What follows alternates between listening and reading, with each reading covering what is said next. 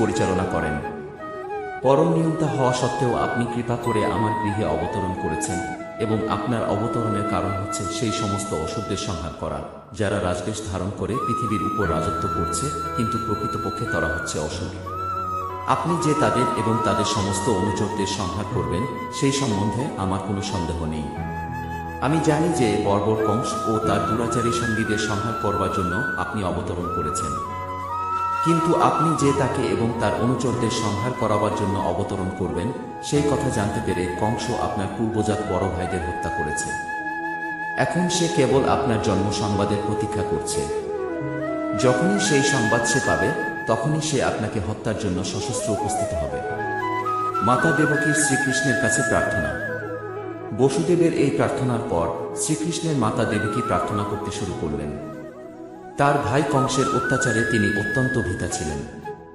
দেবকী বললেন, প্রিয় প্রভু, নারায়ণ, রাম, শেষ, বরাহ, নৃসিংহ, বামন, বলদেব এবং এই রকম কোটি কোটি অবতারের বর্ণনা বৈদিক শাস্ত্রে রয়েছে।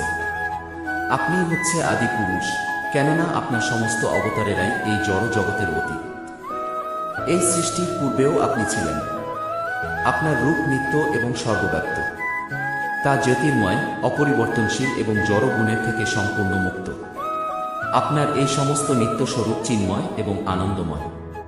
তারা সকলেই শুদ্ধ সত্ত্বে অধিষ্ঠিত এবং সর্বদাই বিভিন্ন লীলায় রত। কোনো বিশেষ রূপের দ্বারা আপনি সীমিত নন। এইসব কোটি নিত্য ও দিব্যরূপই স্বয়ংসম্পূর্ণ। আমি জানি যে আপনি হচ্ছেন স্বয়ং ভগবান শ্রীবিষ্ণু। কোটি কোটি বছরের পর যখন ব্রহ্মার জীবনের অন্তিম সময় আসে, তখন প্রলয় হয়। সেই সময় ভূমি, জল, অগ্নি, বায়ু এবং আকাশ এই পঞ্চ মহাভূত মহত্তত্ত্বে লীন হয়ে যায়। কালের প্রভাবে তারপর মহত্তত্ত্ব অব্যক্ত প্রকৃতিতে প্রবেশ করে। প্রকৃতি প্রধানে প্রবেশ করে এবং প্রধান আপনাতে প্রবিষ্ট হয়। তাই প্রলয়ের পর কেবল আপনিই আপনার দিব্য নাম, রূপ, গুণ এবং পরিকর সহ বর্তমান থাকেন। হে প্রভু, শ্রদ্ধাবন্ত চিত্তে আমি আপনাকে প্রণতি জানাই, কেননা আপনি যচ্ছেন অব্যক্ত প্রকৃতির পরিচালক এবং জড়া প্রকৃতির পরম আশ্রয়। হে প্রভু, নিখিল সৃষ্টি এক পলক থেকে শুরু করে কল্প পর্যন্ত আপনারই কালের অধীন। সকলেই আপনার পরিচালনায় কর্ম করে। আপনি পরম নিয়ন্তা এবং সমস্ত শক্তির উৎস। হে প্রভু, তাই আমি আপনার কাছে প্রার্থনা করি, উগ্রসেনের নিষ্ঠুর পুত্র কংসের হাত থেকে আপনি আমাকে উদ্ধার করুন। আপনার ভক্তকে রক্ষা করার জন্য আপনি সবসময় প্রস্তুত। তাই আমি আপনার কাছে প্রার্থনা করি, আমাকে আপনি রক্ষা করুন। ভগবদ্গীতায় ভগবান অর্জুনের কাছে প্রতিজ্ঞা করেছেন, নমে ভক্ত প্রণশ্যতি, আমার ভক্তের বিনাশ হবে না। এইভাবে প্রার্থনা করতে করতে মাতা দেবকীর হৃদয় বাৎসল্যে পরিপূর্ণ হয়ে উঠল এবং তিনি বললেন, আমি জানি যে মহাত্মারা ধ্যান করে আপনার এই দিব্য স্বরূপ দর্শন করতে পারে, কিন্তু আপনার জন্মের সংবাদ পেয়ে কংস আপনার অনিষ্ট সাধন করবে, এই আশঙ্কায় আমি আপনার কাছে প্রার্থনা করছি যে আপনি আমাদের জড় দৃষ্টি থেকে অদৃশ্য হয়ে যান। পক্ষান্তরে বলা যায় যে দেবকী ভগবানকে একজন সাধারণ শিশুর রূপ ধারণ করার অনুরোধ করছিলেন। আপনার জন্য আমি আমার ভাই কংসের ভয়ে ভীত হচ্ছি। হে মধুসূদন, কংস যদি জানতে পারে যে আপনি জন্মগ্রহণ করেছেন, তখন সে আপনার অনিষ্ট সাধন করবার জন্য ছুটে আসবে। তাই আমি আপনার কাছে প্রার্থনা করছি, বিষ্ণুর 4টি প্রতীক সহ আপনার এই চতুর্ভুজ রূপ স্মরণ করুন। হে প্রভু, প্রলয়ের পর আপনি সমস্ত ব্রহ্মাণ্ড আপনার গর্ভে ধারণ করেন, আর সেই আপনি আপনার অহৈতুকী কৃপার প্রভাবে আমার গর্ভে আবির্ভূত হয়েছেন। আপনি যে আপনার ভক্তকে আনন্দ দান করার জন্য একজন সাধারণ মানুষের মতো লীলাবিলাস করেন, এতে আমি অত্যন্ত আশ্চর্য হয়েছি। দেবকী ও বসুদেবের পূর্বজন্ম বৃত্তান্ত।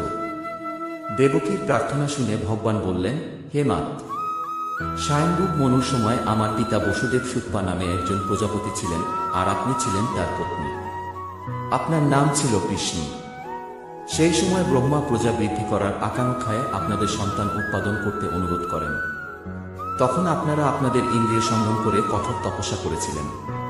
প্রাণায়াম করে আপনি এবং আপনার পতি জড়া প্রকৃতির সমস্ত নিয়মগুলি সহন করেছিলেন। বর্ষার বর্ষণ, গ্রীষ্মের তাপ, ঝড়ঝঞ্ঝা সব আপনারা সহ্য করেছিলেন। তপশ্চর্যা পালন করে আপনারা কেবল গাছের ঝরা পাতা আহার করে জীবন ধারণ করেছিলেন। তারপর আপনারা ইন্দ্রিয় নিগ্রহ করে একাগ্রচিত্তে আমার আরাধনা করে আমার কাছ থেকে কোনো অদ্ভুত বর প্রার্থনা করেছিলেন। আপনারা দেবতাদের গণনা অনুসারে 1, 2, শূন্য বছর ধরে কঠোর তপস্যা করেছিলেন। সেই সময় আপনাদের চিত্ত কেবল আমাতেই সমাহিত ছিল।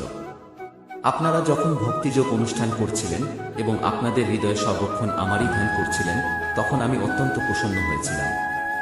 হে নিষ্পাপ মাতা, আপনার অন্তঃকরণ নির্মল। সেই সময়েও আমি এই রূপ নিয়েই আপনার কাছে আবির্ভূত হয়েছিলাম আপনার মনোবাঞ্ছা পূর্ণ করার জন্য। আমি আপনাকে জিজ্ঞাসা করেছিলাম, আপনি কি কামনা করেন? সেই সময় আপনি বলেছিলেন, আমি যেন আপনার পুত্ররূপে জন্মগ্রহণ করি। যদিও আপনি তখন মুক্তি প্রার্থনা না করে আপনি কেবল আমাকে আপনার পুত্ররূপে কামনা করেছিলেন। পক্ষান্তরে বলা যায় যে পরমেশ্বর ভগবান এই জড় জগতে আবির্ভূত হওয়ার জন্য কৃষ্ণী এবং শতপাকে তার পিতামাতারূপে মনোনীত করেছিলেন। ভগবান যখনই একজন মনুষ্যরূপে অবতরণ করেন, তখন তিনি তার কোনো ভক্তকে তার পিতামাতারূপে গ্রহণ করেন। তাই তিনি কৃষ্ণী এবং শতপাকে তার মাতা এবং পিতারূপে গ্রহণ করেছিলেন। সেই জন্যই কৃষ্ণী এবং শতপা মুক্তি প্রার্থনা করেননি। ভগবানের চিন্ময় সেবার কাছে মুক্তি অত্যন্ত নগণ্য।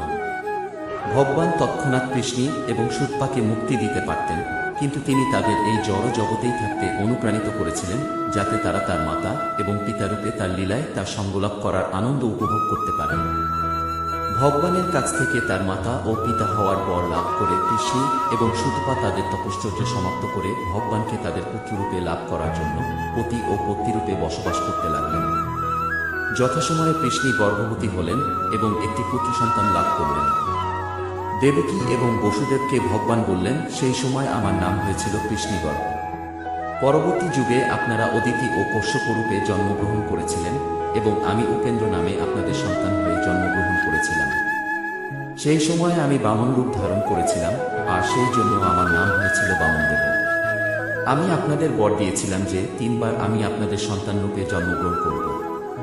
তাই প্রথমে আমি কৃষ্ণী এবং শতপার সন্তান কৃষ্ণীগর্ভরূপে, তারপর অদিতি এবং কশ্যপের পুত্র উপেন্দ্র রূপে, এবং এখন আপনাদের কৃষ্ণরূপে আমি এসেছি। আমি এই চতুর্ভুজ রূপ নিয়ে আবির্ভূত হয়েছি কেবল আপনাদের প্রত্যয় উৎপাদন করবার জন্য যে আমি পরমেশ্বর ভগবান আমার প্রতিজ্ঞা অনুসারে আবার আপনাদের পুত্ররূপে আবির্ভূত হয়েছি। আমি একটি সাধারণ শিশুর মতো রূপ নিয়ে আবির্ভূত হতে পারতাম, কিন্তু তাহলে আপনারা বিশ্বাস করতেন না যে আমি পরমেশ্বর ভগবান আপনাদের পুত্ররূপে জন্মগ্রহণ করেছি। হে পিত, হে মাত, আপনারা বহুবার আপনাদের সন্তান রূপে গভীর স্নেহ ও ভালোবাসার সঙ্গে লালন পালন করেছেন। আমি তাই আপনাদের প্রতি অত্যন্ত কৃতজ্ঞ এবং আমি আপনাদের কথা দিচ্ছি যে এইবার আপনারা চিরজগতে আমার অপ্রাকৃত ধামে ফিরে যাবেন, কেননা আপনাদের উদ্দেশ্য পূর্ণ হয়েছে। আমি জানি যে আপনারা আমাকে নিয়ে অত্যন্ত শঙ্কিত এবং কংসের ভয়ে ভীত। তাই এখন আমাকে গোকুলে নিয়ে চলুন। সেখানে নন্দ এবং যশোদার একটি কন্যা জন্মগ্রহণ করেছে। আমাকে ওখানে রেখে তাকে এখানে নিয়ে আসুন। এইভাবে তার পিতামাতার সঙ্গে কথা বলে ভগবান নিজেকে একটি ছোট্ট শিশুতে পরিণত করলেন। শ্রীকৃষ্ণ দ্বারা আদিষ্ট হয়ে বসুদেব সূতিকাগার থেকে তার সন্তানটিকে নিয়ে যাওয়ার জন্য প্রস্তুত হবেন। সেই সময় গোকুলে নন্দ এবং যশোদার একটি কন্যা জন্মগ্রহণ করেছিল। তিনি ছিলেন ভগবানের অন্তরঙ্গা শক্তি যোগমায়া। যোগমায়ার প্রভাবে কংসের প্রাসাদের প্রতিটি বাসিন্দা, বিশেষ করে প্রহরীরা মহাচ্ছন্ন হয়ে গভীর নিদ্রায় মগ্ন হল এবং কারাগারের সবকটি দরজা আপনা থেকেই খুলে গেল, যদিও সেগুলি খিল দেওয়া ছিল এবং লোহার শিকল দিয়ে বাঁধা ছিল। সেই রাত্রিটি ছিল ঘোর অন্ধকার। কিন্তু যখনই বসুদেব তার শিশু সন্তানটিকে কোলে নিয়ে বাইরে এলেন, তিনি সবকিছু দিনের আলোর মতো দেখতে পেলেন। চৈতন্য চরিতামৃতে বলা হয়েছে, কৃষ্ণ সূর্য সম, মায়া হয় অন্ধকার। যাহা কৃষ্ণ তাহা নাহি মায়ার অধিকার, অর্থাৎ শ্রীকৃষ্ণ হচ্ছেন সূর্যের মতো এবং তিনি যেখানে থাকেন সেখানে মায়ার অন্ধকার থাকতে পারে না। বসুদেব যখন শ্রীকৃষ্ণকে কোলে করে নিয়ে যাচ্ছিলেন, তখন রাত্রির অন্ধকার বিদূরিত হয়ে গেল। কারাগারের সবকটি দ্বার আপনা থেকেই খুলে গেল। আর ঠিক সেই সময় গভীর বজ্রনীনাদের সঙ্গে প্রবল বর্ষণ হতে শুরু করল।